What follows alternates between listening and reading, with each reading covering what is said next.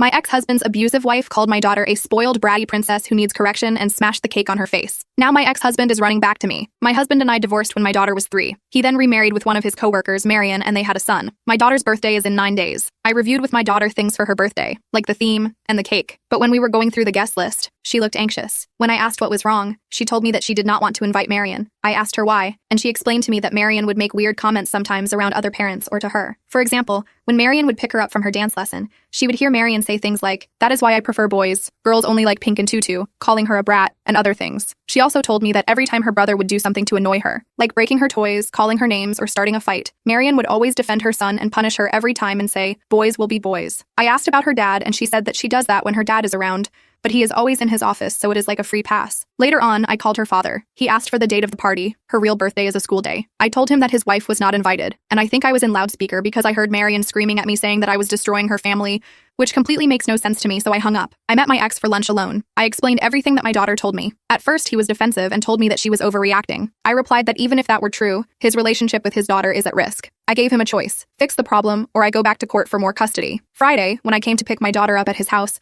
I talked to her in private, and she told me that her dad spent time with her, picking her up from school, helping her with homework, and playing with her. Marion then told me that she accepted not going to the party, but still wanted to see my daughter blow out her candles on her actual birthday. She baked a cake and asked my daughter if she was okay with doing it before leaving. She seemed okay with it, so we gathered around the cake, my daughter, ex, and half-brother. When my daughter blew out the candles, her son decided that the good thing to do would be to smash my daughter's face into the cake. He and Marion burst out laughing while my daughter was crying. Marion then told her that she was being dramatic and emotional. We, ex, and I got into an argument, and to my surprise, my ex-husband was on my side, saying that it was not okay. While arguing, I noticed that my daughter was not there, so I left to check on her. I helped her clean herself, and then we left for my house. I tried to cheer her up, but she was still a little sad. The party went well, her dad came, and during the party, I told him that I wanted more custody because of his wife's bullying. A week later, he called saying that he was outside and said he wanted to talk. I let him in, and because I don't trust him, I recorded the whole conversation. He told me that since the party, he's been thinking about what to do, and yesterday told Marion about my desire for more custody. From what he told me, she said that it was not such a bad idea because my daughter was not fitting into their family dynamic. They started to argue,